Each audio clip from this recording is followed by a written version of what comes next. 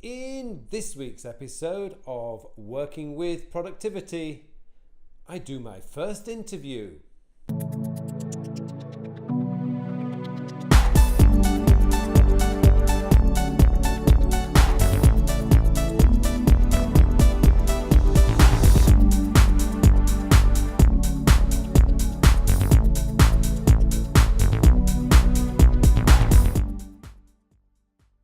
Hello and welcome to this week's episode of Working with Work. My name is Pullein and this week I am about to do my first online interview. And who better to have as my first guest? For those of you who followed this series, you'll already know him, Simon Raybould, who did a video recently on how he uses Evernote. Well, Simon has got a new course and book coming out all about A.I.R. So let's get into this interview and we can talk about, or let Simon explain, what A.I.R. is all about. Hello there, Simon. Hi, hello. And welcome to my first online interview. You are the first person I've done an online interview with. I'm duly flattered. Duly flattered. So what we want to talk about today is your new A.I.R. product, and it's coming out, as you say, in a book form in November, and online course early next year. Beginning of the new year after that, yeah. Right. That's the plan. But now everyone is all confused because of my question. So now it's over to you to explain what is A.I.R. A.I.R. A.I.R. is an acronym. It's the background for this was that, as you may know, and I'm sure some of your readers will know, my last book was about presentations, and I looked at how I'd managed to do that, because in the time I took to write that book, I had run a small business and expanded it, literally spent more time with my family, literally helped my kids move house, done a couple of other things, spent more time on a family holiday and that kind of stuff, and written a book that became a business bestseller, and I've done all of that in a 3-month window. And I figure if you can research and write a business bestseller in 3 months, as well as write your normal stuff, as well as spend more time with your family and kids, there was something I was doing right. So what I did was look at what my behaviors were and then compare them to best practice for productivity. And I realized that almost by accident I was doing best practice. But then I researched a bit more about best practice and what it was, and then came up with the A.I.R. acronym to try and capture that to make it more accessible for other people. So A.I.R. is very simply an acronym. It stands for Act, Inform, and Restore. It's as simple as that. Act is the stuff that you do to get paid.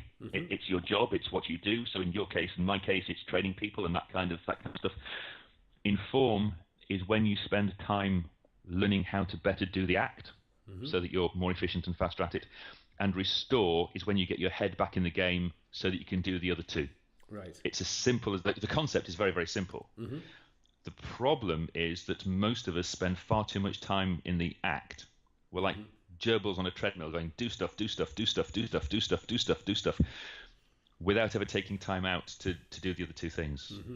So, for example, the inform thing is kind of getting better at doing your job.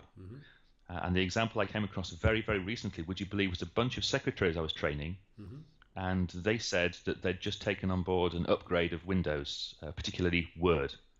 Okay. And every single one of them, when I said, and what happens when the little window pops up that says, what's new in this version of Windows, take the tour, every single one of them said, oh, I just hit dismiss, I was far too busy. Fair enough. The result is that they're now still doing things the old way, because they were just act. They didn't spend the half hour in the inform bit to learn how to use Windows and Word better. So they never got more efficient. Oh, dear. So literally, and remember these are professional secretaries, literally, in order to put titles and subtitles and subheadings and all of that kind of jazz, they click and drag to find the sentence that they want to turn into a title. And then they change the font and they change the size and they change the color and they send to justify it. And that takes about 30 to 45 seconds for every single heading, subheading, and all that kind of jazz. Anybody who knows anything about Word, the correct way of doing it is triple click, styles, done. Yeah.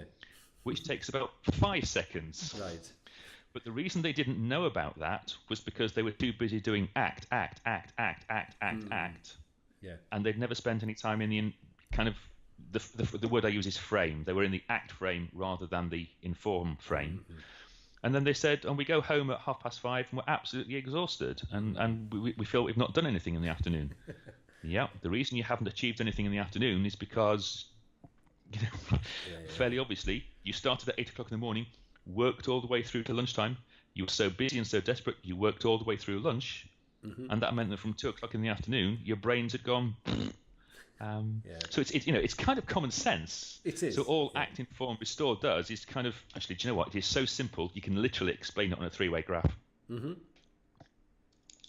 People are there to be long-term productive. They should spend most of their time there, but some time there, and some time there.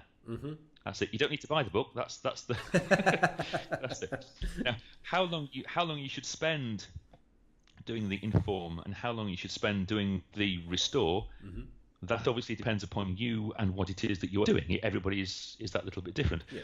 And the book talks about how to find your optimum balance, if you see what I mean. So for some people, they only need to spend 10 minutes in the restore. Other people need to spend an hour doing the restore and that kind of stuff. So the book goes into the nitty-gritty of it, but the concept of it is really quite simple. Yeah, I have a very recent example. Last week, as we had a long holiday here in Korea, and in between recording, I would actually take some time out to do an online course in InDesign because I really want to start designing my own books and own workbooks. And it was a 5.5-hour online course. So I broke it down into 1-hour segments. Each day I spent 1 hour doing this course. And I think it was on Monday or Tuesday this week, I actually sat down and started playing around in InDesign. Wow, the stuff I could do. Suddenly I've got like 10 pages. And when I tried doing this in the summer without learning, I think after about 5 hours or 2 or 3 hours, I'd only got the heading page done. If you were lucky, absolutely. Yeah. So I know what you mean about that the inform section is so important. And it's a little bit like when new operating system comes out on your phone or your computer. If you don't just spend a little bit of time learning the new features, you could be, you're just not going to get the best out of the product or the device. Absolutely. And it's as I say, it's not difficult. The problem is the psychological switch from this idea of must do things. Because people think that they tend to think they're being guilty and they feel guilty and they feel like they're stealing time from their employer if they're not trying to do stuff. Right. Well, a lot of the research I've read suggests that we only have about a maximum of 6 hours worth of thinking space in our heads in a day anyway. Yes. My point is, if on a good day, 6 hours. So my idea here is, if I can only do 6 hours work, why don't I take the 2 hours per day that I would normally be just sitting there pretending to work and actively do something more useful to them? Why don't I spend those 2 hours in the inform or the restore bits? I'm not stealing any time from my employer because I wouldn't be productive in that time in any case. And in the long term, I'm making myself more useful, more productive, more sane, more happy, more emotionally resilient, and a whole bunch of other things. Yeah. So the details are tricky, but the concept's very simple. So the details, for example, there's a habit I've now got into, which I realized I was doing by accident, as I said. I now put my gym time and my coffee times and my meeting people for lunch times in my diary with exactly the same level of importance, if you like, as a meeting. Now, that's not to say that if somebody turns up and says, Simon, here's £5,000, I want you to work on Thursday, and I go, I can't work on Thursday, I'm going to the gym for an hour. It's not that I'm not going to move it, but it now becomes a 5,000. That'd be great, wouldn't it? 5,000 a day. Just for Thursday. I can dream. Dream. But it now becomes a conscious decision. As opposed to just, yes, I can do Thursday without thinking about it. And if I do that, I've now got to go through the discipline of moving my gym to, let's say, Friday or Wednesday or Thursday evening. Or even, to be brutal about it, saying to a client, I can't do it. I'm I'm committed that week, I'm full. Because there's no point in taking 5 days work I'm pretending here that you're self-employed, and there's no point in taking 5 days work every week if that means that in 2 years' time you're going to be absolutely burnt out and you can't do anything. Exactly. So it's a question of swings and roundabouts. Yeah, I mean, I do that myself. I mean, my calendar is sacred. On a Sunday, I will schedule my exercise times, and then if I have a student who wants to rearrange a class that's in that gym time, I have to look at the decision that I have is I exercise 4 times a week. So if I can squeeze... Oh, you're showing off now, Phil. No, you're just showing off. 4 times a week is showing off. I don't know why. It's always been 4. It's just a habit, either running or go to the gym. But the funny thing is that if I've only exercised 3 times and there's 1 day left, I would say no to the student. Because the gym time or the exercise time is on my calendar. If I've got a spare day, stay more productive. Yeah, I can shift it. It's okay. Yeah. But those decisions I will make based on kind of like the disciplines that I have, I suppose, is what you're saying. Yeah, absolutely. But it's important, and we've talked about gym. I use the gym as an example. That's my fault for going down the gym route. But it doesn't have to be the gym. No, of course not. It could be a coffee with somebody. It could be going for a walk around the lake or a jog through the park or something. Yeah. Whatever it is that puts people's heads back in the game. So it's a bit like we say a date night. For married couples, date night is very important. And it should be in your calendar every week, and it's sacrosanct. You don't move it. Or at the very least, it is as important as everything else. Yes, exactly. Yeah.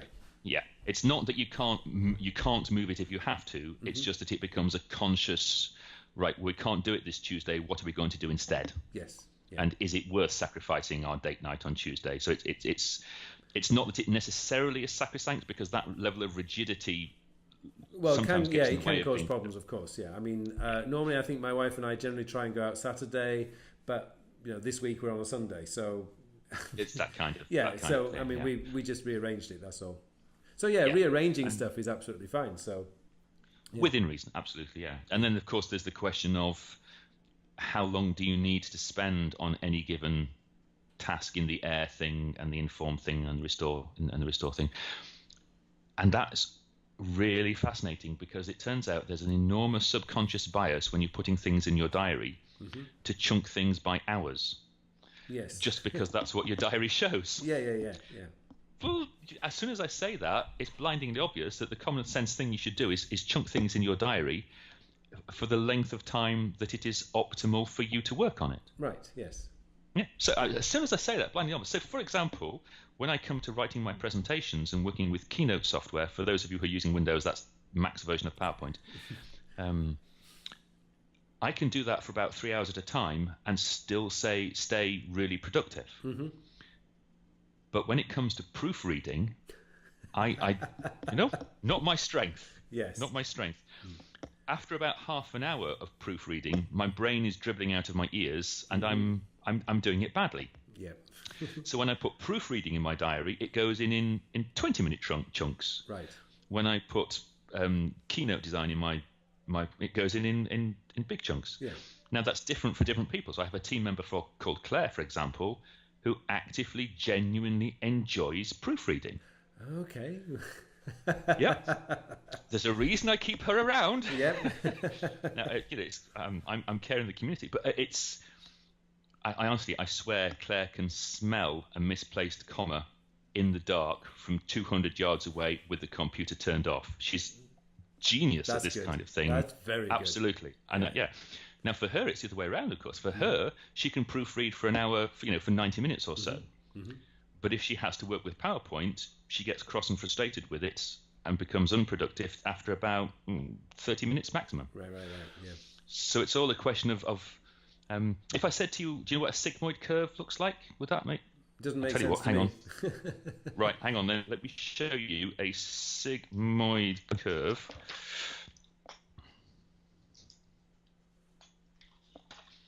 You see that? Oh, right. Oh, I would call that S-curve. An S-curve, yeah. Okay.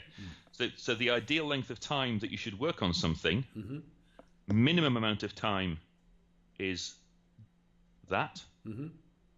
Yep. And the maximum amount of time is that. Right. What most of us do, of course, is that because we just keep working until the job is done or until something interrupts us. But all of this time here, Mike got that in the right position for the camera. Yeah. Yep. All of this time here is massively inefficient. Right. So the sensible thing to do is to take that time there and put it there on a different project. Right. As soon as you say, oh, all I'm doing is applying very basic scientific principles to productivity, to the point where as soon as I show that to people, they go, well, duh, that's blindingly obvious. Yes. Here's the problem. If it really was that blindingly obvious, people would be doing it. Yes. But they're not. They're not. Well, we tend to get stuck in that what we call busy work. And it's that I must get this done today. I must get this done today. I must get this done today. And there's no logic in that. They just think I must get this done today, and then we get interruptions and all sorts of other things that keep coming our way. And sometimes you do have to get it done today. If the boss is going, this needs to be done now, or you're not getting paid. Well, of course, yes. But the major contention with the A.I.R approach is that if you use the techniques we're talking about for the A.I.R approach, that level of crisis will happen a lot less often. Right, yeah. Because you've got your stuff done a long time before the deadlines arise. But it's worth pointing out, I said that everybody's different for every task. Yep.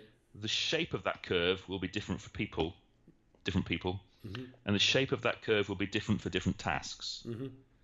Yeah, so I know what you mean, because I suppose I'm a little bit like you with proofreading. I'm not very good at sticking on that task, but if I was designing something or creating something or designing slides or designing something in InDesign or whatever, I can be on there 2 or 3 hours and I don't even notice the time going. It's just like, whoa, is that the time?